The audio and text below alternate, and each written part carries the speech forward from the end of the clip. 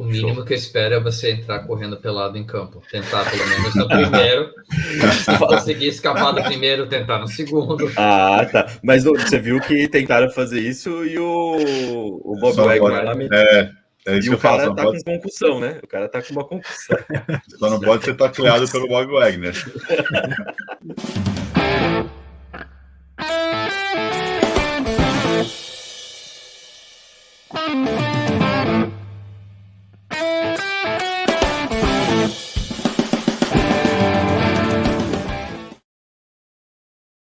Bom dia, boa tarde, boa noite para você que está chegando agora. Meu nome é Felipe Clemente e está começando mais um episódio desse já consagrado podcast do Tailgate Zone, o Zonecast. Nessa quarta-feira, belíssima quarta-feira, 12 de outubro, conhecido também como Dia das Crianças. É isso. Estamos todos aqui reunidos para falar nossas abobrinhas, falar um pouco de esportes americanos, falar sobre notícias em geral, falar sobre nossos pontos de vista sobre alguns casos que trouxe aqui e nosso hoje na história, nossas apostas e tudo mais. Para discutir, para bater um papo, para conversar, quem está ao meu lado, como sempre. Boa noite, não. Bom dia, Fernandão. Tudo bem? Fala, meu patrãozinho, Luquiba, Eric, todo mundo que vê e ouve a gente aqui no Zonecast. Tô tentando ficar bem. Tá meio brabo, mas ontem eu não vi nada de esporte, dormi muito cedo, mas hoje quando acordei com uma ótima notícia, né? A vitória dos Dodgers. Uma notícia ruim, mas é o primeiro jogo da temporada, ainda tem muita coisa para acontecer, a derrota dos Kings pros Golden Knights, mas as coisas vão caminhar bem e vamos conversar. Mas, por exemplo, os Rangers já ganharam do Lightning aí no primeiro jogo da temporada também. Belíssimo jogo, inclusive. Jogaço. Belíssimo jogo. Bom, já que foi de NHL, vou inverter a ordem aqui. Bom dia, Luque. Você tá bem? Bom dia, Clay, Fernandão, Eric. Cara, eu tô extasiado, tanto que eu até já vim vestido de gala, né? Começou a temporada da NHL, para mim, acho que é a mais empolgante de acompanhar, né? Os jogos são mais... o Eric pode até compartilhar essa ideia, mas para assistir o jogo ao vivo, eu acho que o NHL é o melhor que tem. É uma energia diferente, é uma vibe diferente. Então, tô bem feliz, foram 2 jogaços ontem, né? O Fernando falou do Kings, mas o Kings jogou muito bem, né? E vamos lá. Boa. E aí, seu Eric, bom dia, você tá bem? Bom dia, my friend. Bom dia, Fernandão. Bom dia, Luquiba. Sempre odiei Dia das Crianças, tá? Sempre é um negócio, desde pequeno eu odiava Dia das Crianças. Porque eu faço aniversário amanhã. Então eu nunca ganhei presente do Dia da Criança na vida. Então eu tinha um ódio mortal do Dia das Crianças e continuo. Então vamos chamar. Hoje é feriado de Nossa Senhora de Aparecida, eu acho. Eu prefiro seguir por essa linha, apesar de não ser um cara de fé, mas pelo menos não tem presente envolvido nisso. E você deu spoiler já do que eu ia fazer aqui, mas tudo bem. Quem mandou não botar na pauta? Eu nunca presto atenção na pauta. Hoje eu prestei, não botou, te dana? Só porque tu vai viajar, tu acha que eu vou ficar te tratando diferente agora? Fala aí, ele colocou do Henriqueta e não colocou o seu, né, Eric? Exatamente. Porque é surpresa, né? A gente tem que pegar no negócio ali. Mas beleza, como sempre, enquanto estamos aqui zoneando, fazendo nossa bagunça, não esqueçam de nos seguir nas redes sociais, Tailgate Zone no Instagram e no Facebook, Tailgate Zone _BR no Twitter. Ainda não descobri quem foi que pegou o Tailgate Zone, mas quando descobrir, vou conversar com esse cara, porque não dá para ficar assim, com esse abençoado. O abençoado é maravilhoso de falar. E também não esqueçam de comparecer lá no nosso site, www.tailgatezone.com.br, que teremos belíssimos textos, belíssimas séries, muitos textos escritos pelo Fernandão, pelo Luquiba, por todo mundo. Subir os nomes, já apareceram os nomes. E é isso aí. Sem contar também nossas redes sociais, como eu disse, o site. Para você que está vendo isso pelo YouTube, ou está vendo também pelo Spotify, porque agora você também pode ver o videozinho no Spotify, não esqueça de pegar e se inscrever no nosso canal no YouTube, ativar o sininho, dar o like e deixar... Fala se você gostou, fala se não gostou, fala o que você está achando dessa zona toda aqui. Pede um assunto para a gente falar, sei lá. Vamos trocar ideia, é isso aí. Dito tudo isso, vamos começar. Temos logo um Hoje na História. Fernandão quer falar alguma coisa? Tem alguma coisa que foi notada, Fernandão? Patrãozinho, tem uma coisa que ficou pendente, né? A gente tinha discutido um pouquinho da temporada de NHL, se haveria jogos na Europa ou não, e de fato tivemos jogos na Europa, os 2 primeiros jogos de temporada regular disputados na República Tcheca entre Predators e San Jose Sharks, 2-0 para os Predators, então os Predators voltaram para os Estados Unidos com 2-0 na bagagem.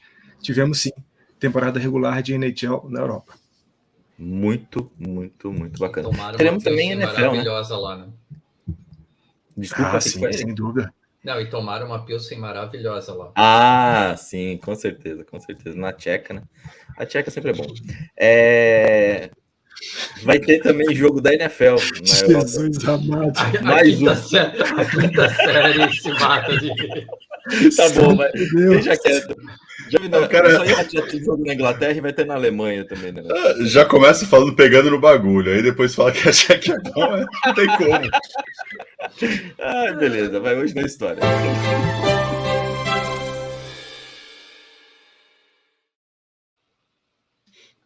Ai, que beleza. Então vamos lá.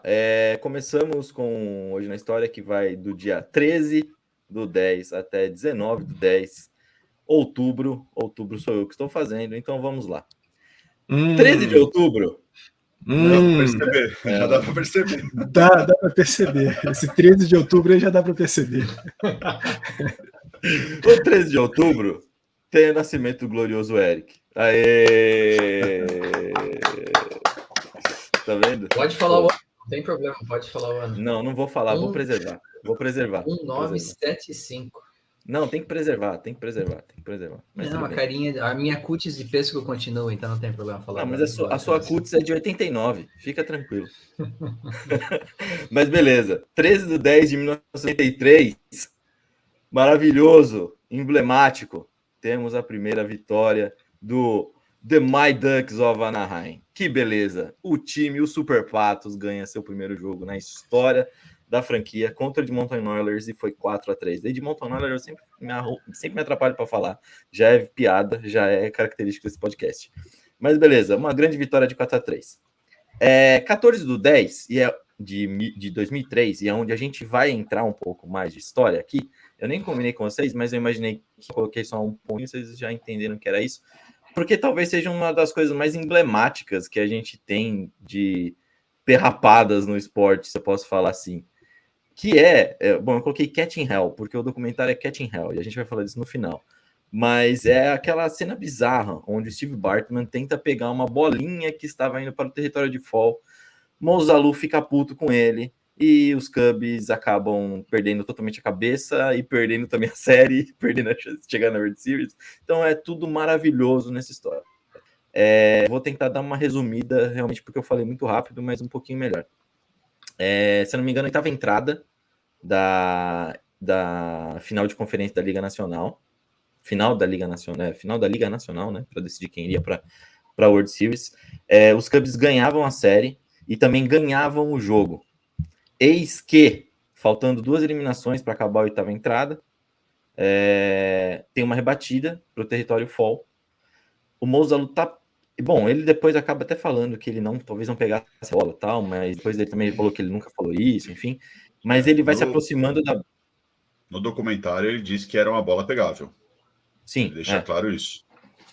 E aí ele vai se aproximando disso. No que ele vai se aproximando, quem tá nas primeiras fileiras, assim, próximas ao muro, também imagina que aquela bola vai ficar para eles. E aí esse Steve Bartman, que tava bem na cadeirinha ali, mas não foi só ele, teve um monte de torcedor que também tentou. É que o cara acabou sendo pego para tomar porrada. Ele acaba atrapalhando essa recepção, esse catch aí do Mouzalu, e aí é considerado como bola em jogo, enfim, e aí... Não foi bola em jogo. Ele iria fazer a eliminação. Não fez a eliminação, você entendeu? E aí seguiu, teoricamente... Seguiu o at-bat. Seguiu o at-bat e tem aí começou toda... Aí começa o desastre. Exatamente. E aí, cada jogada que acontece negativa para o Cubs, a câmera do estádio começa a filmar o Bartman, o estádio começa a xingar o Bartman, como se ele fosse o responsável por aquilo tudo. E aí você vê que o clima no estádio inteiro azedou. E aí ele acaba sendo, né, teoricamente o culpado da... Exato. E bode expiatório com o Cubs também é bem bizarro. Exatamente. Porque tem essa história também, né? O Cubs poderia voltar ao World Series depois de muito tempo, porque tem uma história que acho que se não falou aqui, a gente vai falar um dia, mas da maldição do bode lá, né? Que também é muito interessante. Mas aí, então, degringola tudo, vai pro espaço aquele jogo, e aí teria a série seguinte, teria o jogo seguinte para matar, que já era no dia seguinte, né? Foi no dia seguinte ou foi um dia depois? Não lembro agora. Mas tem um outro jogo que daria para reverter, e a cabeça do Cubs ali já se perdeu por completa.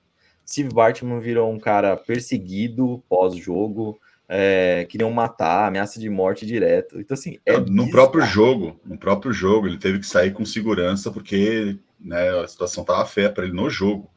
E aí ele virou um fenômeno, né, tanto que ele teve que entrar no anonimato, né, se mudar o nome, provavelmente, para poder continuar a vida dele, porque por muito tempo ele foi hostilizado. É um caso parecido com o que a gente viu com o Buckner, né, do Red Sox, mas a diferença é que o Buckner era um jogador, então, teoricamente, ele estava ali. O Bartman é um torcedor, não tem nada a ver. O torcedor, conta dele, o time perdeu o jogo. Isso é insano, mas tudo bem. Eu não sei vocês, mas eu já revi o lance umas 500 vezes e eu nunca achei que o Alou pudesse fazer aquela defesa. Eu acho que ele não pegaria aquela bolinha. Aquela bolinha. E assim, e mesmo, né, que não pegasse, como não pegou, o jogo continuava, os Cubs venciam a partida, tinha mais um jogo, e a gente nem sabe se tivessem se classificado para o World Series, se seriam campeões da World Series, se, né, acabariam com a maldição que vinha desde 1908. Então, foi uma tremenda estupidez, e para mim, talvez um dos momentos mais estúpidos de tudo aquilo ali foi a destruição da bolinha, né? A explosão da bolinha, o que talvez tenha colocado o Steve Bartman ainda numa situação mais delicada, né? Porque se durante o jogo ele já sai escoltado, já tem toda uma ameaça física para ele, depois, quando você destrói a bolinha, você está destruindo também o cidadão. E aí ele perde qualquer condição de ser uma pessoa normal no dia a dia, seja morando em Chicago ou qualquer lugar que ele escolhesse. Então, a gente vai falar um pouquinho, vai ser uma das dicas aqui do podcast, mas eu já recomendo aqui assistir o documentário, que é espetacular. Ô, Fernandão, desculpa, Eric, só para pontuar. Independente se o Alou fosse pegar ou não, qualquer um, a gente já foi em jogos de beisebol, é natural, a bola tá ali no território, exatamente. Você vai pegar. Não que ele entrou, colocou o braço para fora dentro do campo para atrapalhar, ele estava ali com o braço dentro da zona dele. O Alou que foi tentar pegar a bola e ok. Só que assim, a culpa foi do cara, a culpa não foi do pitcher que não conseguiu a eliminação, que deu um walk. Sim, aí depois o outro, acho que foi um shortstop, se não me engano, que era uma queimada dupla, ele errou. E aí foi seguindo o inning. Então, assim, não tem nada a ver o torcedor. Os jogadores que, né, começaram a cometer erros. E aí, para mim, o pior de tudo foi toda hora a transmissão do estádio começar a filmar ele, como se ele fosse o culpado. Aí incitou toda a torcida a querer culpar o cara. E aí foi o que foi, né? O que tu matou, Luque? É uma característica do esporte. Então, seria a mesma coisa que um jogador de golfe reclamar do vento, seria a mesma coisa que um jogador de futebol americano reclamar da neve em dezembro. Cara, faz parte do jogo. E mais um exemplo pelo qual vocês sabem que eu abomino a questão da paixão pelo esporte. É um exemplo clássico de paixão pelo esporte que entra pelo ralo. Mas um vídeo que o senhor mandou essa semana dos torcedores do Mariners é adorável, chefinho. Adorável. Sensacional. Eu vou ver se eu consigo extrair esse vídeo também. Eu coloco aqui na edição. Se não tiver aqui, eu coloco na dica, sei lá. Eu vejo alguma coisa, porque é bem bacana. Mas o que eu acho legal também dessa história mais do que o Bartman, né? Como toda a maldição, todo o peso nas costas dos jogadores faz os caras, tipo, virarem a chavinha assim, ó. Pac! Muito rápido. Muito rápido. Então, assim, tem muito mais culpa da pressão em cima por conta da maldição do bode do que propriamente do Bartman. Mas, enfim, é uma história marcante. Isso aí se fala, puta. Eu conheço beisebol através dessa história, então, assim, é muito bizarro, muito bizarro. Beleza, seguindo para o dia 15 de outubro de 1995, 15 de outubro também, que é dia dos professores aqui, uma grande salva dos professores, palma para todos eles, eles merecem, é isso aí, é isso.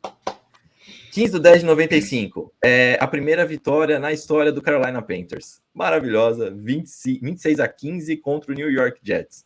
Parabéns aí ao Carolina Panthers, que hoje tá um lixo e demitiu o Matt Rule. A gente poderia até falar do Matt Rule também depois. Parabéns ao Matt Rule, esse tem que dar, ele que merece parabéns. É verdade, 40 milhões, como que é? 40 milhões para não trabalhar? Que delícia, maravilhoso. 16 de outubro de 1988.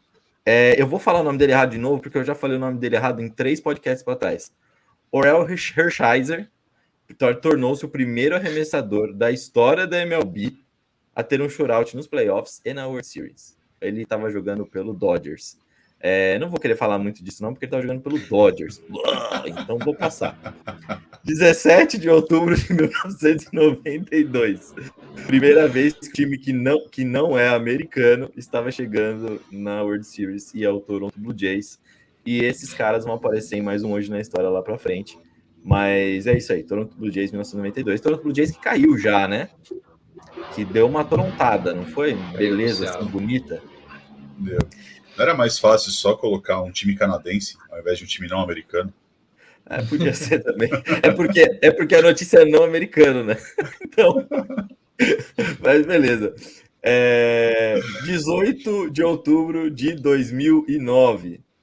Mais um recorde para Brady. Foram 5 touchdowns no quarto. Depois ele chegou a marcar mais um ainda no início do terceiro quarto, mas aí depois o nosso querido QB Paulo Gustavo entrou no jogo. Mas é isso, mais um recordinho aí para o Tommy Boy, que parece que agora a separação é oficial mesmo, e temos crises complicadas aí, as jornais de fofoca estão mandando bem, estou gostando de ver, e hashtag somos todos G. É isso aí. 19 de outubro de 1957, eu esqueci como que fala, André, Rocket Richard, né? Rocket Richard, exato. O Maurice Richard, ele foi o primeiro jogador da história da NHL a ter 500 gols. Outro marco importantíssimo, um cara que a gente já tem indicou filme também, que filme que ele participou e filme sobre ele. Então, assim, tem muitas histórias legais aí de NHL. É isso, fechou. Vocês querem comentar alguma coisa desses dias? Comentários rápidos? Não vale falar do Dodgers, Fernandão.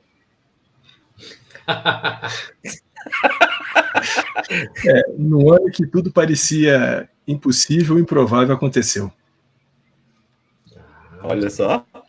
Poeta. Saiu bem. Então, beleza. Então, vamos diretamente daqui para o ponto da semana. Os pontos. Tem muitos pontos. Corta, chuta, pegou! Para a primeira base!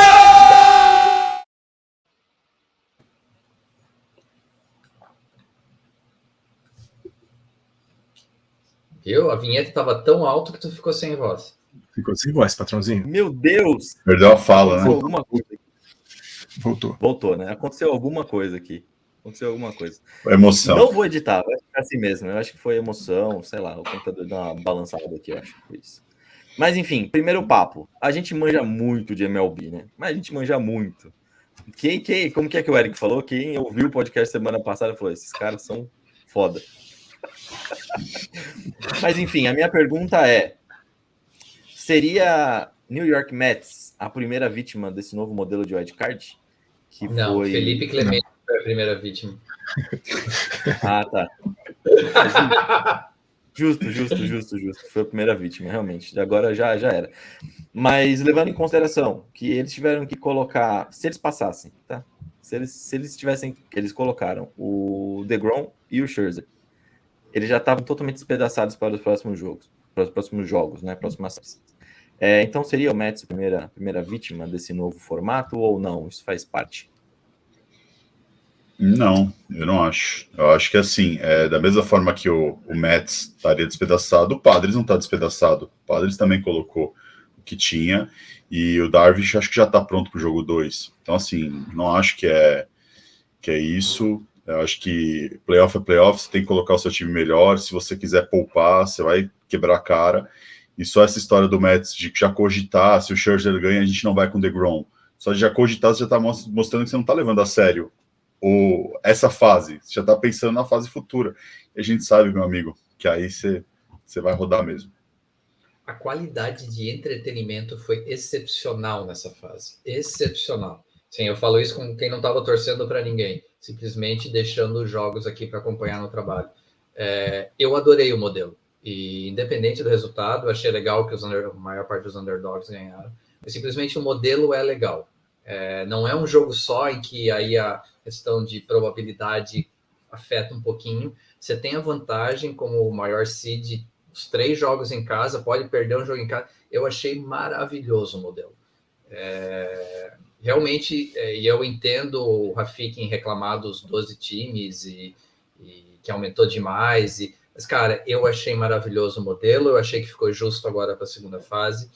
Como entretenimento, eu normalmente critico a MLB, mas nessa a MLB acertou. O Rafik reclama demais, não liga não, Eric. Não, ele tá paz e amor agora, não fala assim dele. E aí, perdão, pra você. Tá paz e amor, porque o Yankees está indo, né? Quero ver ele cair. Não, mas ele disse que não está acompanhando, que ele não está vendo. Nada, então... Exatamente. Espera daqui uma semana ele vai ter todo a análise do jogo que ele está acompanhando lá escondido. Com certeza, com certeza. Pô, eu compartilho da opinião do Eric, eu também adorei esse modelo. Muita gente falava, né, de que o jogo único era um negócio mais emocionante, mas, pô, essa série de 3 jogos, embora 3 delas tenham acabado na varrida, né, num 2-0, absolutamente todas elas tiveram jogos maravilhosos. A série de Guardians e quem mesmo? Tampa foi sensacional. 24 entradas disputadas em 2 jogos, apenas 4 corridas anotadas, foi um 3-1 combinado para o time dos Guardians. O jogo 2 com 15 entradas, um home run de walk-off na 15ª, espetacular. O único time, né, de melhor campanha de wildcard jogando em casa que confirmou a vantagem foi os Guardians, né? O restante todos perderam em casa. Os Mets conseguiram levar ainda para um terceiro jogo, perdendo por 2-1, mas tanto Toronto quanto o St. Louis perderam de 2-0 para os seus adversários, Phillies no caso dos Cards e Seattle Mariners no caso do Toronto Blue Jays. Então eu acho que foi muito bom, foi maravilhoso. O jogo 2 de Toronto e Seattle foi sensacional, né? Toronto vencendo por 8-1, depois permite uma virada de 10-9 para Seattle. O Seattle mostrando muita resiliência, os caras não desistiram do jogo em momento nenhum e aproveitaram os vacilos, né, que Toronto acabou dando na reta final do jogo.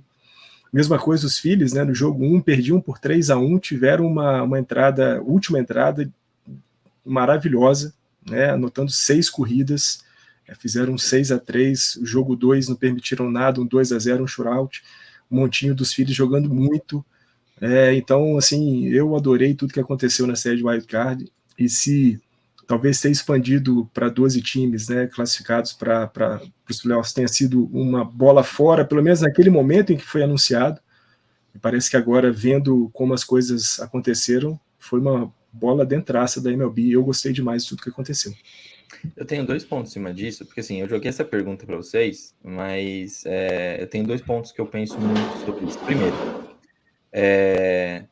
tem aquela questão de falarem, nivela para baixo, tem gente que está com uma campanha ruim. Não acho. Porque, assim, ao mesmo tempo, pode acabar entrando lá esse sexto, pode acabar entrando como uma campanha não muito boa, ele vai ter que se provar, e é muito mais difícil ele chegar até o World Series. São muito mais séries agora. É difícil você ganhar 2 séries, quanto mais 4 para ser campeão, sabe? Então, eu gosto. Isso é bem bacana, não acho que nivela para baixo. E outro ponto, no caso dos Mets, é um time que lá em julho estava em ritmo de, sei o quê, 105 vitórias, 104 vitórias, sei lá. Tava num caminho bom. Eles ficaram para trás, porque no finalzinho da temporada realmente aconteceu o que a gente sempre fala. Ganha quem tá mais quente. Eles esfriaram pra cacete. A última, eles só não estiveram por 7 dias, como Braves liderou a leste por 6 dias. Isso, 6 dias. E foi os últimos tempos, sabe? Suficiente para ser campeão, então. Então, assim, paciência, acontece, realmente é legal. E o que eu quero ver agora, Eric, já que você falou que foi um entretenimento muito bom, é os números disso. Quando liberar todos os números disso, de arrecadação e tudo mais, a gente vai ver que isso vai continuar mesmo. E tem que deixar de ser muito tradicional com o beisebol. A gente tem que investir em coisas diferentes mesmo, porque senão também não vai atrair público e aí o esporte vai morrer. Patrãozinho, assim, dentro dos estádios já se comprovou sucesso absoluto, né? Todos os jogos absolutamente lotados em todos os estádios. A MLB tomou uma medida de dar um apagão para a gente aqui que está fora dos Estados Unidos que assina a MLB TV, o que nos obrigou condicionalmente a assistir Star Plus ou ESPN, o que me faz acreditar que tem um bem bolado aí entre o pessoal, né? Para assinar Star Plus ou qualquer coisa que o valha, porque os jogos foram todos transmitidos, se não concomitantemente Star Plus e ESPN. Em algum momento ESPN passava um jogo, Star Plus passava um jogo, porque esses primeiros jogos de wildcard tiveram alguns que tinham uma diferença de 1 hora e meia para o outro, então, né, não dá para você fazer a transmissão conjunta. Mas eu não tenho dúvida, foi sucesso absoluto. De todas as formas, a gente acompanhando aqui nos grupos que a gente participa, né, o quanto que os caras estavam empolgados, o quanto que rolou de mensagem no Twitter, acompanhando também, né, as hashtags, o quanto que apareceu de mensagem, o quanto que teve de interação. Então, para o nosso lado aqui, que a gente consegue perceber mais nitidamente aqui no Brasil, pelo que a gente acompanha de WhatsApp, de Twitter e de outras redes sociais, foi muito movimentado, teve muito sucesso. Eu não tenho dúvida que lá para cima também tenha sido exatamente da mesma forma. Pois é. Esse negócio aí foi bem bizarro, mas depois liberou, né? Acho que depois no jogo 2 ou jogo 3. Mas eu não sei, patrãozinho, eu acho que isso não foi algum tipo de falha ou sei lá, porque tinha momentos que pegava, tinha outros momentos que sumia, já entrava transmissão de rádio direto, então acho que não rolou. Não rolou assim oficialmente. Eu fui tentar ver ontem alguns jogos da parte da tarde, não estava acontecendo na MLB TV, só na Star Plus ou na ESPN, então não está rolando. Então, beleza. É isso. Então, o Mets não foi a primeira vítima. Fui totalmente conhecido por vocês. Gostei do formato também, como eu falei. E seguindo para o nosso próximo ponto. Só uma coisinha, patrãozinho. De usar o DeGrom, de fazer. É o seguinte: os times que venceram por 2-0 salvaram seu terceiro arremessador de rotação para começar a série seguinte. Bastava que os Mets tivessem feito isso. Vencia os 2 primeiros jogos, salvaria o Chris Bassitt para poder fazer o primeiro jogo da NLDS contra os Dodgers, no caso ontem, que foi o que não aconteceu com o San Diego Padres, porque eles também tiveram que usar os seus 3 principais arremessadores, e ontem, no jogo 1 da NLDS, tiveram que começar com o Mike Clevinger, que a gente sabe que vem ainda em um processo de recuperação depois da Tommy John, ainda não conseguiu se reencontrar, está longe de ser o arremessador que era lá no Cleveland Indians ainda. Então, é isso. Seattle salvou o seu arremessador número 3, né? Filadélfia salvou o seu arremessador número 3. Então, é que são táticas, né, Fernandão? O rumor era, se o Mets vencesse o jogo 1, eles não colocariam o DeGrom no jogo 2. Né? Eles colocariam o Bassitt no jogo 2 para tentar, teoricamente, forçar o DeGrom para estar pronto para o jogo 1 contra o Dodgers. Essa que foi o comentário. Mas aí, como o Scherzer não ganhou, aí eles tiveram que usar o DeGrom de qualquer jeito. Né? Mas o fato só de você já cogitar, tá pensando nisso, já mostra que você não está... Eu acho que você está menosprezando o seu adversário. Fase, né? Você está na outra fase. Né? Então... Eu entendo dessa forma. Você já está menosprezando o seu adversário. Tipo, beleza, já estou pensando lá na frente. Calma, você tem que primeiro ganhar essas fases. Né? Esse jogo primeiro, e assim por diante. E o Scherzer ele entrou bem. Né? Tanto que já começou a tomar porrada logo cedo. Então, eu acho que ali foi um combustível extra. Em estratégia de starters, o técnico do Seattle está esperando a bolinha do Álvares cair até agora. Mas, assim, eu não tô... A decisão, do ponto de vista estatístico, foi correta. Era o único braço canhoto dentro do bullpen que estava disponível para enfrentar o Álvares, mas que colocar o Robbie Ray não deu certo. Só que aí tem um problema sério, né? Porque o Yordan Álvares rebate melhor contra canhoto. Embora seja canhoto, rebate melhor. Ele tem aproveitamento de 32,9 contra canhotos e de 29,9 contra destros. O Cervé deveria saber disso, né? E da mesma forma que o Mariners surpreendeu, né, o Blue Jays, Sim, depois sim. vai lá Houston. Por isso que beisebol é maravilhoso, cara. É isso que eu ia comentar, que a gente estava falando na época do Catching Hell. Cara, é isso. O beisebol, assim, eu acho que é um dos poucos esportes que, se você tá perdendo de 6-0, você não vai desistir do time, você não vai desistir do jogo. Fala assim, cara, tem uma chance. Você entendeu? Remota, mas tem. Não, tem. Eu lembro que, eu acho que foi 2013, se não me engano, que era uma série Boston e Detroit. Eu acho que era, não lembro se era Championship Division ou se era o outro. E aí o Boston estava completamente dominado por Detroit. Né? Acho que o jogo 1, se não me engano, foi quase um no-hitter não lembro se foi do Verlander ou do Scherzer, eu lembro que foi uma história assim. O home run do policial, Luquiba. Exatamente, esse é o ponto que eu ia chegar. Então, assim, era assim, uma série que o Boston já estava falando, já era, vamos perder a série, porque eram os 2 primeiros jogos em Boston e Detroit estava arremessando fantástico. E aí eu acho que o jogo estava, se não me engano, 6-1 ou 5-1. E aí Boston morto. Aí, de repente, você consegue uma rebatida, você consegue um walk, você consegue não sei o que, você lota as bases. E aí você tem Davi Ortiz no bastão. E aí um home run, pronto, jogo empatado. Então, assim, não tem como você desistir do jogo. E ali você criou um momento que Boston carregou e conseguiu reverter a série, que era uma série teoricamente perdida. Então não tem como você falar, não, tô perdendo 6-0, já era. Quando você tá no hockey, você tá perdendo 6-0, cara, já era. Não tem o que você fazer, você não vai virar. Você entendeu? Futebol americano, você tá perdendo. Se você não for Atlanta Falcons, tá? Você vai estar perdendo de 23-8. 28-3. Ou Ravens esse ano. Ou Ravens esse ano. Ou Ravens esse ano também. Basquete também é difícil você virar jogo de 20, 30 pontos. Agora, no beisebol, não é difícil você virar um jogo de 5, 6 pontos. Então, eu acho que tem que sempre ali acreditar, porque pode acontecer. Você só precisa de uma entrada boa. Uma entrada boa que você precisa, você consegue fazer estrago. Você pode ser o Chiefs também, né? Chiefs e Colts agora lá, quando tinha o Jamal Charles ainda em alto nível, que o Luck virou o jogo, botou nas costas do time e levou. Era o Alex Smith, o quarterback do Chiefs, né? Isso, era o Alex Smith. Beleza, então tá. Indo para o próximo ponto agora, sim, que a gente acabou falando de NFL, já falei de NFL aqui. Agora sim, Fernandão. Se o Fernandão levantar a mão agora, o Felipe tira ele da. Até parece. Segue, patrãozinho. Pra quem não tá no YouTube, já perdeu tudo isso aqui. Mas beleza. Já que falou de NFL, péssimas chamadas esse final de semana. Lamentável que essa arbitragem tem virado. E o pior, que mais bizarro é que assim, Tom Brady sofreu nada, né? Teve um sack pra cima dele que marcaram como roughing the passer. Não foi nada, absolutamente nada. E eu comentei imediatamente, falei, se fosse qualquer outro quarterback da liga, se fosse os outros 31, não tinha sido falta.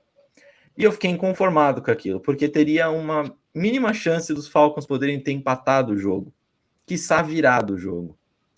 Quiçá, adoro usar essa palavra. E aí eu fiquei inconformado. Aí na segunda-feira, eis que resolvem fazer a mesma coisa com o Derek Carr. Eu ia falar David Carr, já chamava o irmão dele. Com o Derek Carr. Não foi nada, coitadinho do Jones, porque não foi absolutamente nada e deram um outro roughing the passer. Vocês acham que a NFL vai correr atrás disso essa semana, ainda para a semana que vem a gente diga, Eric? Não, eu vou entrar no ponto que depois a gente vai falar das nossas apostas, e o ponto que me pegou no domingo assistindo o Red Zone Channel com o lindo e maravilhoso Scott Hansen. Algumas vezes durante o dia ele faz a chamada Caesars, the official betting partner of the NFL. E quando a gente entra, são duas coisas, tá? Uma é a questão das chamadas, e eu entendo, é interessante que a questão do Tua criou um cenário, eu tenho que tomar cuidado, porque o cenário correto de um cuidado excessivo, porque a saúde dos caras é o essencial, mas são dois pontos bem importantes. Uma foi o excesso de chamadas do roughing the passer, que não era, e o segundo, eu não sei se vocês prestaram atenção, porque no Twitter do Dolphins estava uma choradeira só. Eu entendo e não concordo, porque tem que, de novo, focar na proteção do jogador, mas essa alteração de regra que teve, alteração do protocolo, incluiu a figura de um spotter. O que é o spotter? O spotter é um cara local do time da casa que ele tem o poder unilateral de dizer: o cara cambaleou, tira ele de campo. Todas as imagens de vídeo, nenhuma mostra o Teddy Bridgewater cambaleando em nenhum momento no safety que ele sofreu, que não foi safety, mas beleza, na primeira jogada do jogo do Miami. Miami não ia brigar porque teve todo o escândalo das últimas 2 semanas, mas esse spotter teve o poder de botar um quarterback reserva do reserva em campo, o que mudou do ponto de vista, falando de apostas, de novo, quero voltar para aposta. E, cara, eu acho que tem alguém dos Caesars e dessas casas de apostas no ouvido do Godel esses últimos dias, porque você começa a colocar umas figuras independentes que podem interferir num negócio que envolve muito dinheiro. Não vou nem falar em resultado de jogo, que esse deveria ser a nossa prioridade, mas tem muito dinheiro envolvido nisso, e você coloca essa figura independente do spotter, e você coloca juízes com decisões bem questionáveis que interferem completamente na movimentação financeira que está acontecendo nessas apostas. Então, essa questão do spotter é bem interessante, cara. E aí, é um buraco para... Como é um cara independente, é um buraco para você meter uma grana ali e já era, né? Realmente, é complicado, é bem complicado. Mas a pergunta é, fora isso do Eric, vai mudar? Só para pincelar isso do Eric, que assim, eu assisti semana passada aquele do Tim Donaghy, que é o árbitro da NBA, que, né, fazia esses escândalos, exatamente. E aí é o que o Eric falou, cara. Tipo assim, vai dizer que você não consegue desenvolver um esquema desse. Você tem um cara independente que de repente pode chegar e falar: eu vou mudar esse jogo, vamos lá, vamos ganhar dinheiro em cima disso. Então pega um favorito, aí o cara fala: olha, eu vi o Mahomes ali, ele tá cambaleando, tira ele do jogo. E aí a pessoa apostou pesado contra o Chiefs, num jogo que o Chiefs era o favorito. Então, assim, você vai criar um precedente que é perigoso. Eu concordo com o Eric quando ele diz isso. Mas além de tudo isso, a minha preocupação também, a NFL vai mexer nisso só por conta não, é um motivo suficiente para o Goodell esse, né? Porque a gente sabe como ele é. Mas ela vai mudar por conta de gente na orelha dele por conta das apostas, ou ele vai mudar porque foi vergonhosamente ridículo o que aconteceu esse final de semana? Eu acho que, por enquanto, não vai mudar por conta disso, Clay. Eu acho que só mudaria se afetasse o bolso. Tá. A gente sabe que é Money Talks, a gente sabe que é assim que funciona. Só criou essa enrigidez da regra de concussão porque deu esse escândalo com o Tua. Porque se não tivesse acontecido, estaria da mesma forma que estava no começo da temporada. Como criou-se, né, um momento ali do tipo, temos que mudar, beleza, então vamos mudar pelo menos esse ano eles vão mudar essa regra, e por enquanto eles não vão mexer. Aí, final da temporada, aí beleza, vamos rever tal, já temos dados suficientes para mostrar o que a gente pode mexer aqui, mexer ali, mas por enquanto não. Agora, essa história do independente, isso também me incomoda, porque você coloca uma pessoa que não tem nenhum comprometimento com a liga ou com, né, os times. Teoricamente, você está falando, mas isso é seguro.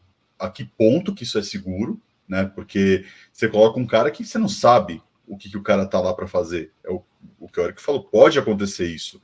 Às vezes o cara pode fazer isso intencionalmente, às vezes o cara não está aposta, às vezes simplesmente o cara torce para outro time.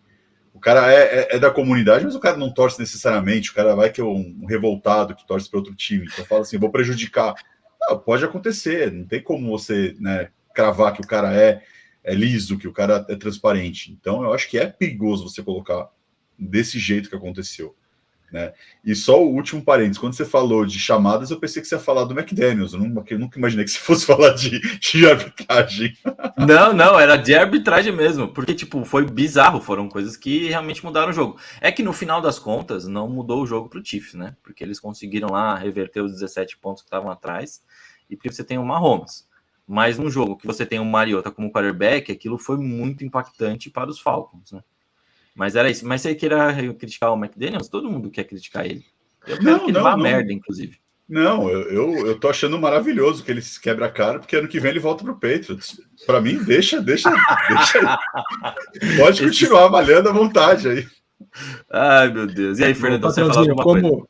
É como o spoiler independente aqui da conversa, né? O cara que não entende nada de NFL e só fala para comprometer as apostas. Acho que duas coisas. A gente tem primeiro uma radicalização das chamadas por conta de um problema anterior. Eu acho que na medida que o tempo for passando, essa radicalização vai acabar se esvaindo e as chamadas vão voltar a ser razoavelmente dentro daquilo que é o normal de uma chamada de falta e tudo mais. E a outra coisa, eu quero perguntar para você, qual é o perfil profissional desse independente, desse cara que avalia as jogadas? Ele é um neurologista? Ele é um fisioterapeuta? Ele é um cara só assim que curte NFL e está ali olhando para o jogo? Porque eu acho que isso também conta muito, né? Se o cara tem pelo menos um embasamento profissional, o cara é neurologista, ele consegue perceber algumas coisas, você pode contestar aqui e ali, mas pelo menos ele tem toda uma profissão, tem todo um arcabouço teórico que o sustenta. Agora, se o cara for só, sei lá, especialista em NFL, jornalista que seja, pô, eu acho que aí é complicado, né? Acho que também conhecer o perfil profissional também, né?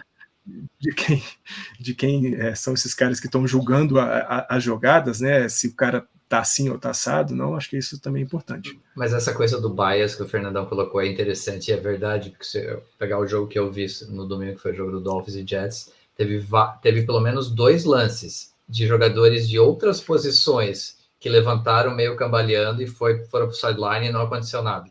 Então o foco todo nesse momento está na posição quarterback. Uhum. É o cara mais protegido, não tem jeito. É o cara que movimenta a liga, é o cara que traz receita. O esporte mudou demais. Mas beleza, então. Não chegamos a conclusão nenhuma. Ou seja, para cenas dos próximos capítulos, a gente só torce para que esse spoiler não seja torcedor dos Patriots e que ele tenha algum conhecimento médico. E o Luke vai ficar louco quando eu falo isso. Vai acontecer em algum momento, em algum jogo esse ano, vai acontecer algum escândalo. Vai ser a probabilidade está aí. A gente vai falar disso. Se tratando de NFL, não me surpreenderia nada se ele não fosse um especialista, Fernandão.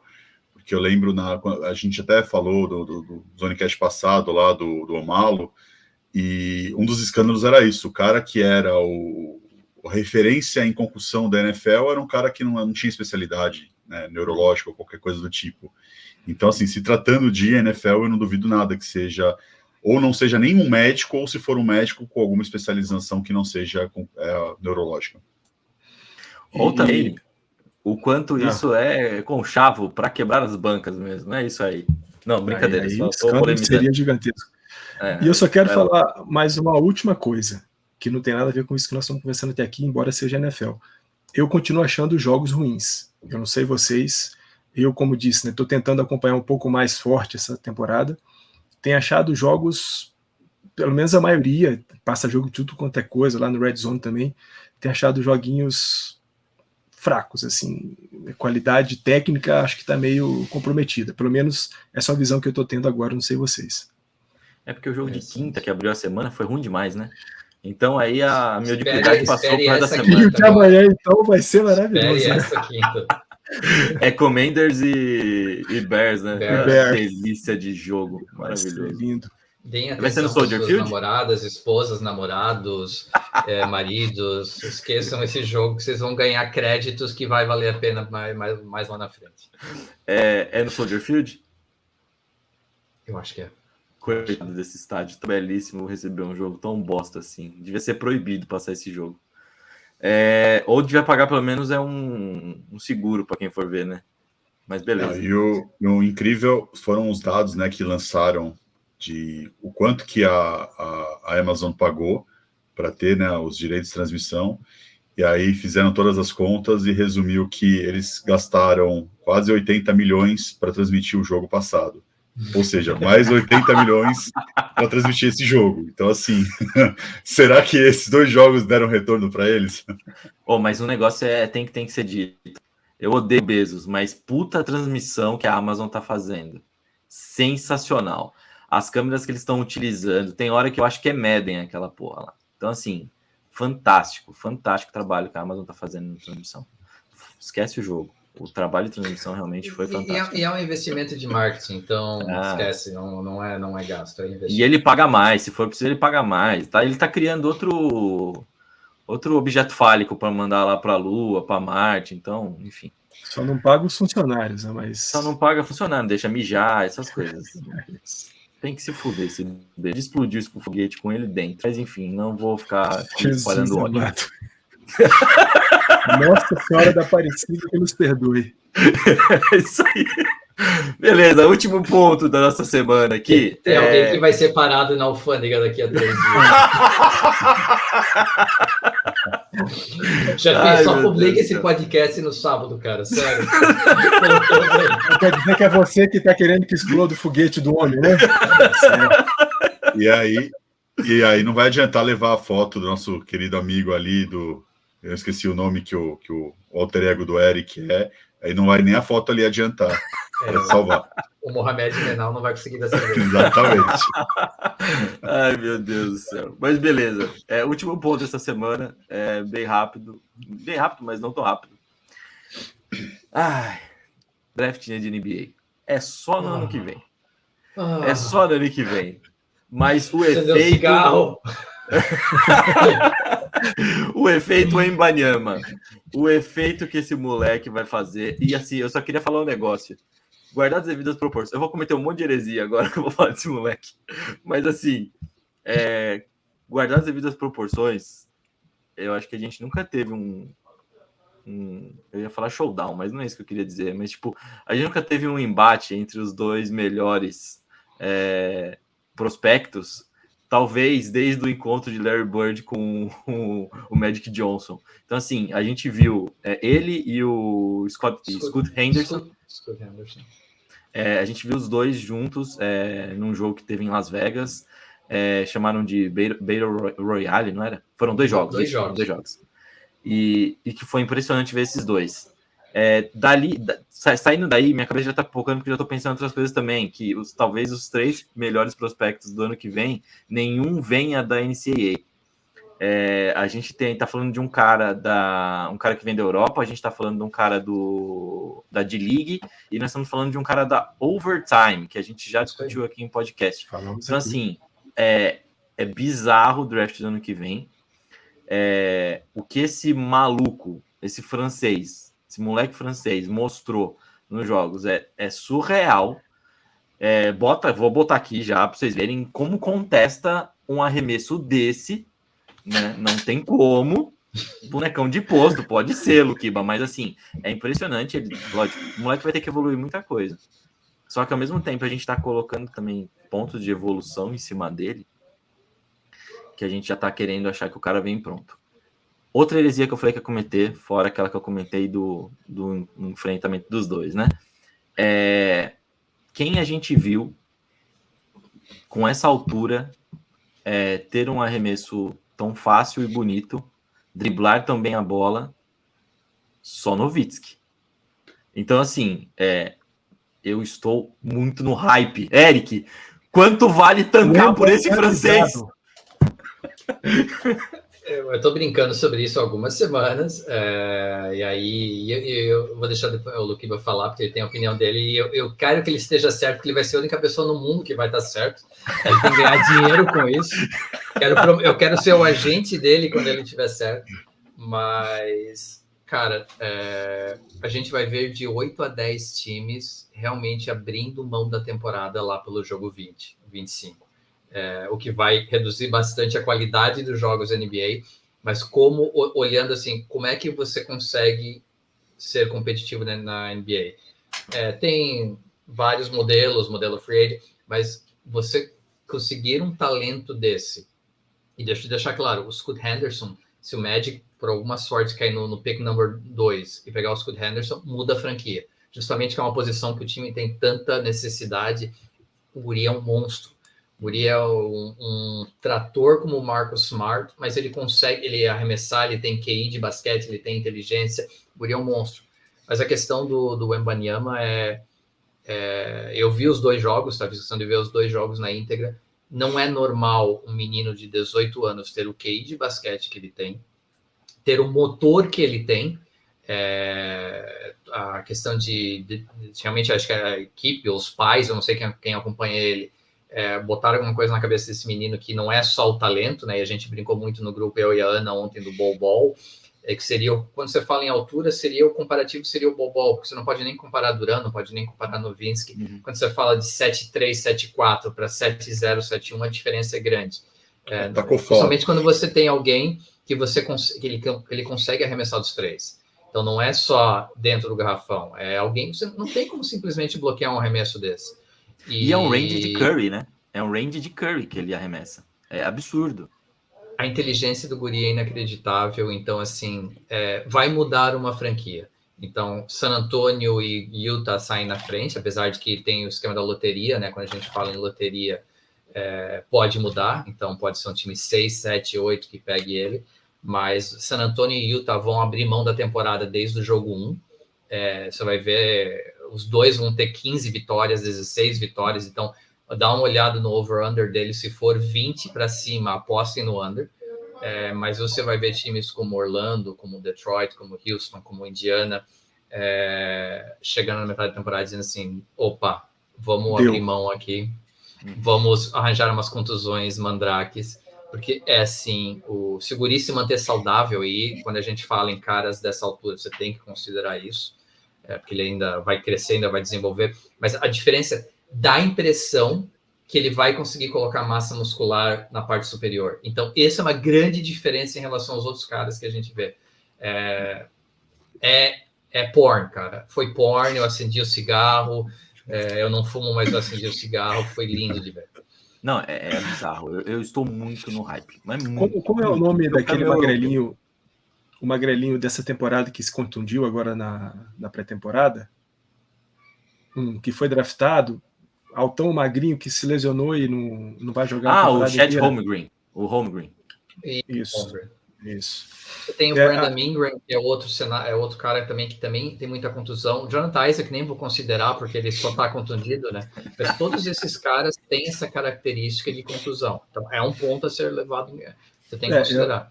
Eu acho que, assim, o Eric compartilhou um vídeo, né, dos lances do Wembanyama, e, assim, é impressionante de fato. O cara arremessa, o cara dribla, o cara se movimenta para abrir espaço, é um jogador que, se mantiver nessa forma durante a carreira profissional, né, carreira de NBA, vai ser estrela das maiores. Mas uma coisa que me preocupa nele é justamente isso, né? Um cara de 2,20 que pesa 90 e poucos quilos é muito pouca coisa, é muito pouco. Então tem que elevar um pouquinho a massa para poder se digladiar ali com os caras da NBA, mas sem dúvida alguma, dos últimos drafts aí, talvez seja o cara mais impressionante que a gente vai ter visto. E como eu falei em heresias que eu ia cometer, ele será, porque eu já tô no hype. Sou apaixonado por ele. Ele vai para Indiana, inclusive, que eu quero meu europeu. Deixa o meu cliente Lukiba falar, por favor, agora. Não, mas ele será o Kareem Abdul-Jabbar desse século. Só isso. Deixa o meu cliente Lukiba falar, por favor. Posso registrar aqui oficialmente o meu pensamento a respeito disso? É bust. Deve. Ponto. Bust. Lukiba, a gente te ama, Lukiba. Não que eu não acho que o cara tenha talento, eu acho que ele tem talento, mas foi o que eu falei pro Eric, eu não acho que ele vai viver a expectativa que estão criando em cima dele. Eu não acho isso. Primeiro que, assim, você tem que cair no time certo. Já começa por aí. Se ele cair no Spurs com o Popovich, ok. Posso até considerar que ele vai ter uma carreira longa, porque o Popovich sabe trabalhar. Agora, se ele cai num time como o Utah, cara, esquece, você não vai, porque a pressão vai ser grande em cima do cara, e aí você tem um Danny Ainge que vai querer fazer tudo para que o time vire, tanto que ele já desmontou um time pronto, né, para talvez pegar isso. Então, dependendo da franquia que ele cai, vai acabar com a carreira do cara, né? E o Eric falou de Utah e Spurs que sai na frente. A projeção que eu vi é Spurs e Indiana. São os dois times que, teoricamente, são os piores times. Pelo menos isso foi a projeção que deram. Não que eu concorde, que eu acho que o Indiana tem um time bom para isso. Mas é o que você falou. O OKC também, né? A gente esqueceu do eu esqueci do OKC. Não, mas é o que você falou. Tem times que vai pensar, cara, para que eu vou querer competir esse ano? Eu não vou playoffs, eu não vou fazer nada. Então, assim, eu vou brigar para ficar fora do teoricamente top 5? Não. Eu vou brigar para ser o pior time mesmo e ter mais chance. Então, eu concordo com você quando você analisa isso. Só que para mim a preocupação eu sei que ele tem talento, eu sei que é que a gente fala de geracional, que é aquele cara que é unicórnio. Só que assim, eu tenho preocupação, vocês já falaram, mas isso para mim é uma red flag gigante. O peso do cara. Eu acho que isso faz muita diferença em NBA. Pode falar o que for, liga que for. Na NBA ele vai ter que ganhar massa para poder jogar nessa liga. Ele não vai conseguir, com esse físico, ir longe nessa liga. Então ele vai ter que ganhar massa. Isso vai acabar com a mobilidade dele? Não sei. A gente fica em dúvida. Isso vai, de repente, ter algum problema de lesão por conta de você está acostumado com peso, de repente você aumenta o peso, você pode ter um problema de joelho, você pode ter um problema de articulação, não sei. Então, assim, eu vejo algumas red flags nele, por isso que eu digo, é bust. Mas no bust não no sentido que o cara vai ser um desastre, não acho. Mas ele não vai ser, pelo menos no que eu enxergo, ele não vai ser um LeBron James, ele não vai ser um Kobe Bryant, ele não vai ser, porque estão colocando ele nesse patamar. É o cara que vai entrar para fazer história na liga. Eu não acho que é por aí. Eu acho que ele tem ainda um caminho muito longo para percorrer. Eu acho que a hype dele está maior do que deveria estar, e por isso que eu digo, para mim é bust. O Luquiba, a única coisa em relação a peso, e de novo, a impressão que me dá é que ele consegue colocar um pouco mais de peso, mas a grande diferença em relação aos outros é que ele vai entrar como 3, não como 4 ou 5. Então, não precisa colocar tanto peso assim, do ponto de vista da posição que ele vai jogar. Então, não dá para querer comparar ele com outros jogadores altos e magrelos que jogam na 4 e na 5, que acabam combatendo dentro do garrafão contra outros caras maiores. Então, ele vai jogar como 3, dependendo do time que ele cai. Aí entra aquilo que eu disse. De repente ele cai num time que o cara fala, não, eu quero te colocar como 5. Então, assim, eu sei, mas a gente sabe que isso existe. A gente sabe. Você pega ali o Larry Brown, que tinha um time ali na época, o time olímpico dos Estados Unidos, tinha um talento, e o cara falou, não, eu sou maior do que o time, eu quero que funcione assim, assado.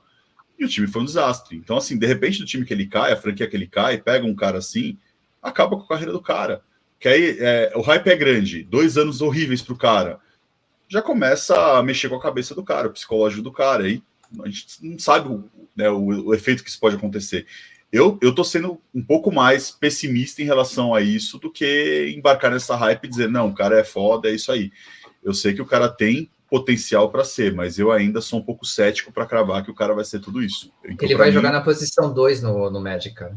Vai ser Franz de 1, Wemba de 2, Banchero de 3, e aí põe o Bamba e o Bol de 4 e 5 e fica tipo... Foi um monte de boneco de posto na primeira negócio de pessoas. Vai ser lindo. Não, ele vai pra média de altura do Magic, 2,15 m, né? Média de altura. Vai ser sensacional. Aliás, outro cigarro que eu acendi, e ninguém se importa com isso, mas eu me importo. Que coisa linda ver ontem Franz, Banchero e Wendell Carter Jr. jogando juntos ontem. Que coisa linda, cara. Que bom que você gosta de ver. Eu estou ansioso também para ver meu time perder muito, porque eu quero o meu europeu lá, eu quero o meu menino francês.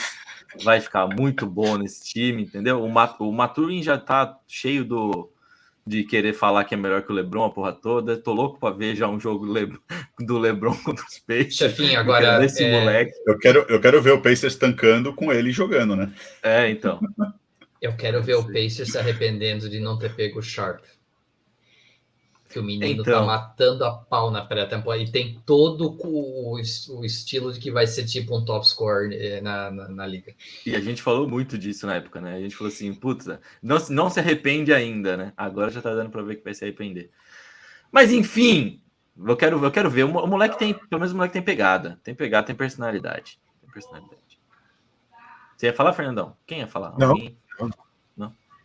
Então beleza. Então é isso. Eu estou no hype. Luquiba não está no hype. O Eric está muito no hype.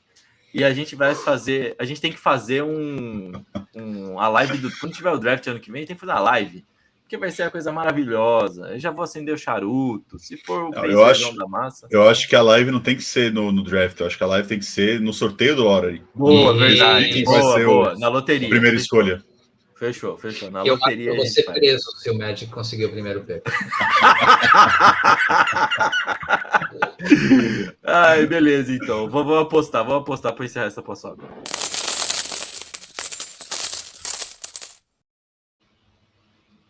Show me the money! Vai lá, mostra o dinheiro para nós, o caminho do dinheiro. Vamos às apostas, então, da semana. Primeiro jogo, 49ers versus Falcons. O spread é só 5,5. Eu achei um spread baixo, porque o 49ers está numa ascendente bem grande. Eu acho que ganha de um touchdown ou mais, então eu gosto bastante desse spread a favor dos 49ers. Eu achei realmente baixo por enquanto, apostem enquanto está disponível nesse número. O segundo, eu vou no underdog, mas eu vou no underdog não para ganhar o jogo, eu vou against the spread. Então, só lembrando o que significa isso. Packers e Jets, o spread é 7,5. Eu estou apostando no Jets mais 7,5. Então, o Jets pode até perder de um touchdown de diferença que a gente ganha a aposta. Eu acho que o Packers, e olha, 3 dos últimos 4 jogos foi menos de 7 pontos. Não tem jogado bem. Não conseguiu fechar o jogo contra o Giants semana passada. E a maior parte das apostas está no Jets 7,5 e a gente consegue ver isso porque ao invés de 1,91 está pagando 1,87. Então eu acho que esse spread vai acabar diminuindo, vai acabar caindo para 7 ou 6,5 nos próximos dias. Então aproveite, se você concorda, aproveite enquanto está 7,5 porque eu não confio no Packers. E a terceira, Vikings e Dolphins under 45,5. Se for jogar nosso maravilhoso e querido Skylar Thompson de novo, eu não consigo ver o Dolphins marcando pontos suficientes nesse jogo. E nada contra o menino tem potencial, tá? Mas simplesmente está sendo colocado num cenário que não é favorável para ele. Então, under 45,5 é a nossa aposta aí. Boa, eu só queria comentar um negócio aqui, aproveitar que você falou do Packers. Eu falei que os Packers não iam ganhar mais nada enquanto o Aaron Rodgers estivesse lá. Então, acho que eles tinham que pegar, bater um fio lá pro Ballard, falar, Ballard, vamos trocar pau a pau aqui Matt Ryan e Aaron Rodgers? Assim, pau a pau. Mas já tá querendo se livrar do Matt Ice, já? Aí já pega, aí já combina isso aí, já troca pau a pau, e aí depois bate um fio lá pros Panthers e fala assim, viu? E esse DJ Moore aí? Quanto que fica pra nós pegar? E aí pronto. E aí rumo ao Super Bowl. Coltão, é isso aí.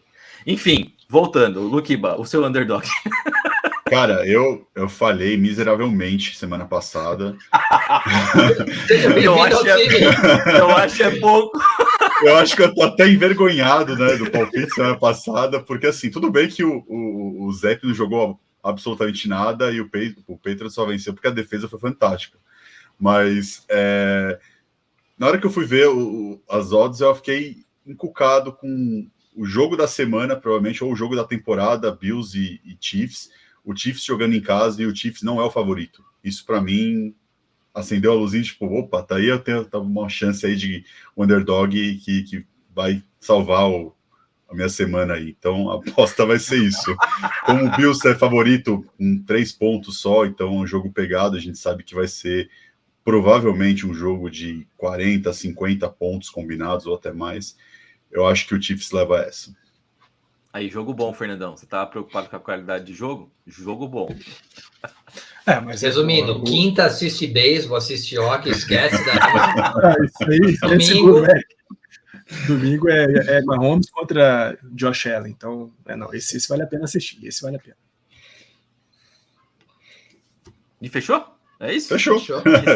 Então fechou. E agora dica só pra gente encerrar mesmo aqui.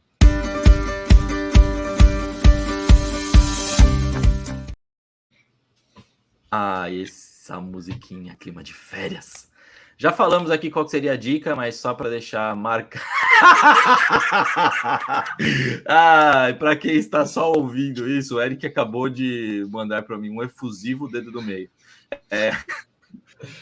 A gente já falou bastante qual seria a dica. É o documentário que chama The Cat in Hell. É um 30 for 30, ou é um filme da ESPN, não lembro agora. É The Cat in Hell, não é 30 for 30. É só um filme mesmo produzido pela ESPN. Eu não me recordo agora, eu não verifiquei se ele estava no Star Plus, mas ele deve estar em algum lugar que é assistível ainda. Então eu vou colocar depois o link aí na descrição do podcast. Assistam. Para quem conhece a história e não sabe os pormenores, assista. Para quem não conhece a história, assista. Se você conhece a história e também conhece os pormenores, assista de novo, porque é muito bem feito. É muito bem feito mesmo, é muito bom. Acho que é um dos melhores aí. Não, mentira, o melhor é o do Red Miller ainda. Mas é muito bom. mas é muito bom mesmo. Vocês querem acrescentar alguma coisa sobre o documentário? A gente já falou bastante a respeito dele. Acho que só vale o reforço para assistir, porque é fantástico mesmo. É isso aí. A E também coisa vale o que eu reforço. quero comentar é, chefinho, aproveita tuas férias. Descansa. A gente já vamos falar disso. Vamos comentar Descansa disso. essa carinha linda. Ela fica mais bonita ainda. Mais redonda. Mas aqui, ó, vale reforçar também, além do que o Eric e o Luquiba disseram, para você não esquecer de se inscrever no nosso canal no YouTube, ativar o sininho, deixar o like e o comentário também, porque isso é muito ouro para nós. Semana que vem estaremos num clima diferente. Estarei nos States. Teremos uma TZ Trip aí. Nem sei se vai ser esse o nome, mas a gente vai descrever ao longo aí, terá um conteúdo um pouco diferente. Então, semana que vem a gente vem aqui para falar sobre as expectativas dos jogos que participarei, que assistirei, que nada mais é do que Capitals e Kings na Capital One, Commanders e Packers no FedEx Field e Charlotte Hornets e New York Knicks na meca do basquete. Olha, já escorreu até uma lágrima aqui, só de imaginar, no Madison Square Garden. Meu sonho de moleque. Então, estou muito empolgado para isso. Então, vamos comentar sobre as expectativas dos jogos, facilidades, lembrando sempre, né, tem aqui aquele alerta que eu deixo, facilidades na questão de como é ágil, como é simples você adquirir ingresso e chegar no estádio e tudo mais, não o financeiramente, porque a gente sabe que isso é um privilégio desgraçado. A tranquilidade também de um jogo, de não se preocupar com ser agredido por estar com uma camisa X, né? Essas histórias todas. Todas as histórias, então, as próximas 2 semanas vai ser muito focado nisso, tá? Nas análises, no como que foi, e etc. Esse é um episódio, tentaremos fazer episódio um pouquinho mais curtos também, por conta disso, porque eu estarei lá, não vai dar para ficar editando muito, ficar fazendo muita firula.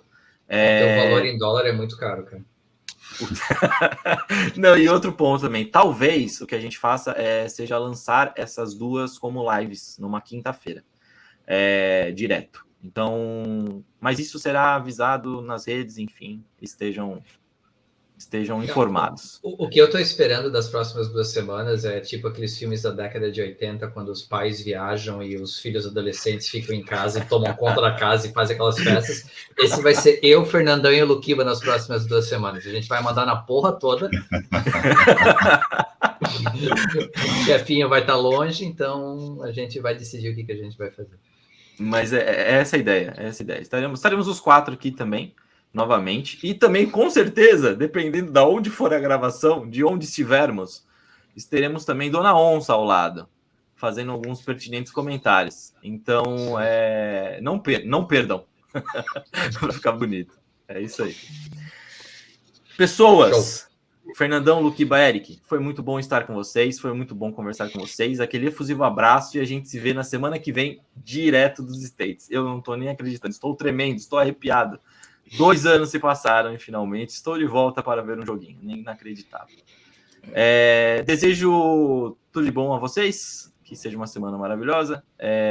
A todas as crianças desse Brasil, que eu desejo que vocês tenham dignidade em tudo, que a gente tenha um futuro melhor para nossas crianças, com comida no prato, com direito a uma educação de qualidade, que tenha uma cama para dormir, e esse é meu desejo também para o Dia das Crianças.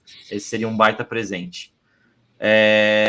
Beijo grande para vocês, a gente se vê na próxima quarta, e a galera vê a gente na próxima quinta.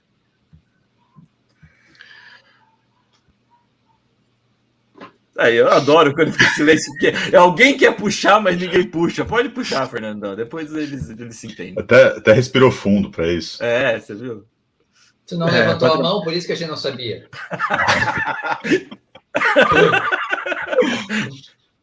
Pô, Patrãozinho, sempre bom estar com você, Luquiba e Eric aqui. Já desejo ótimas férias, ótima viagem para você e para Mai, que tudo corra muito bem, que vocês se divirtam bastante. Que seja uma jornada de muitos esportes, muita diversão, muita cerveja, muita coisa boa, e que as semanas que vocês passarem por lá sejam aquelas que vão reenergizar vocês para voltarem e encarar o que vai ter que se encarar aqui, porque vocês já vão chegar numa época que eu sei da boa. Então, um beijo para você, um beijo para todo mundo e vamos em frente. Chefinho, aproveita lá. conte também suas histórias, que na verdade você vai poder contar semana que vem pra gente do Hall da Fama do beisebol. Você vai visitar em Cooperstown. Então, mas aproveita lá, cara. Tu tá precisando, dá uma ajeitada nessa... A gente vai achar que tu voltou fazendo um botox ou alguma coisa assim, mas não, foi só as férias que te deixaram com uma cara melhorzinha. Aproveitem lá. Beijo pra vocês. Preparem Com certeza. Aproveite bastante Dr. Pepper, bastante beef jerky, faça festa. Arizona, aqueles latão de Arizona, manda bala, seja feliz, curte bastante. E, cara, se viajar é sempre fantástico, né? Eu tô indo amanhã resolver o meu visto, né? A entrevista tá marcada, então, quem dera, março aí eu também tô curtindo aí. Vamos lá. Definitivamente, Felipe, não publica isso hoje. Deixa o Luquiba fazer.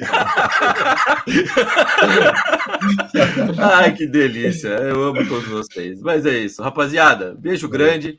A gente se vê na semana que vem. É isso aí. Falou!